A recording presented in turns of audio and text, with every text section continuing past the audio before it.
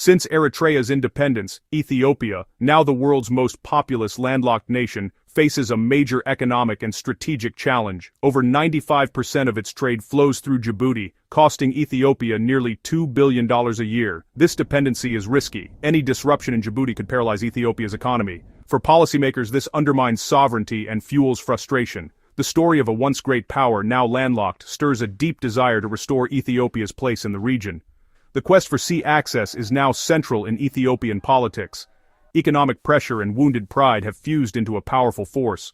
For Ethiopia, regaining sea access is seen as an existential necessity. In Ethiopia's maritime ambitions, one name stands above all: Assab. Once Ethiopia's main gateway to the world, Assab was modernized with Ethiopian investment and became vital to its economy. For many, Assab is more than a port, it's a lost part of their nation and identity. In 2023, Prime Minister Abiy Ahmed called sea access existential, hinting at force if needed.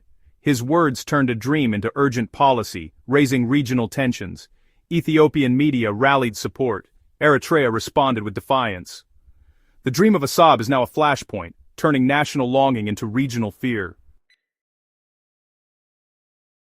Diplomacy over Assab faces near impossible odds. Eritrea's leadership, shaped by war, sees any concession as a betrayal of sovereignty. Eritrea has allied with Egypt and Somalia, determined to block Ethiopia's Red Sea ambitions. Ethiopia's Somaliland port deal collapsed, angering Somalia and facing global pushback.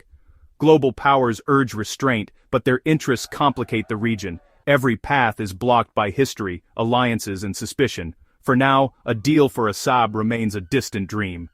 Ethiopia is left with few options, and the risk of escalation grows. With diplomacy stalled, talk of a military solution grows louder in Addis Ababa. Some argue a swift strike could seize Assab before the world reacts, banking on Ethiopia's size and urgency. But Ethiopia's army is battle-weary and stretched thin by internal conflicts. Eritrea is highly militarized and ready to defend its territory. Any war for Assab would likely be bloody and protracted. An invasion risks triggering a proxy war and destabilizing the entire Horn of Africa. The military option is a perilous gamble with catastrophic potential. Ethiopia's internal fractures make any foreign adventure perilous. Violent insurgencies rage in Amhara and Oromia, stretching the military to its limits and eroding the government's authority. The Tigray region remains unstable, with factions reportedly backed by Eritrea, ready to exploit any new conflict. The economy is in crisis, inflation soars, foreign reserves are depleted, and millions face hunger. The government lacks the resources and unity for a major war.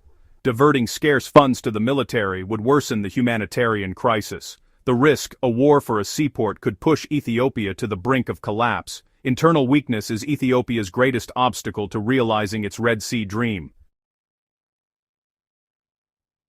As 2025 ends, the dream of Assab lingers, a symbol of hope and lost greatness for Ethiopia. But reality is harsh. Ethiopia is fractured, its military stretched, and its economy struggling. War for Assab would likely bring devastation, not glory, threatening the nation's survival. Many analysts see the government's rhetoric as symbolic nationalism, a distraction from domestic failures. The path to the sea remains blocked by internal weakness and regional complexity. For now, the dream of a port is just that, a dream.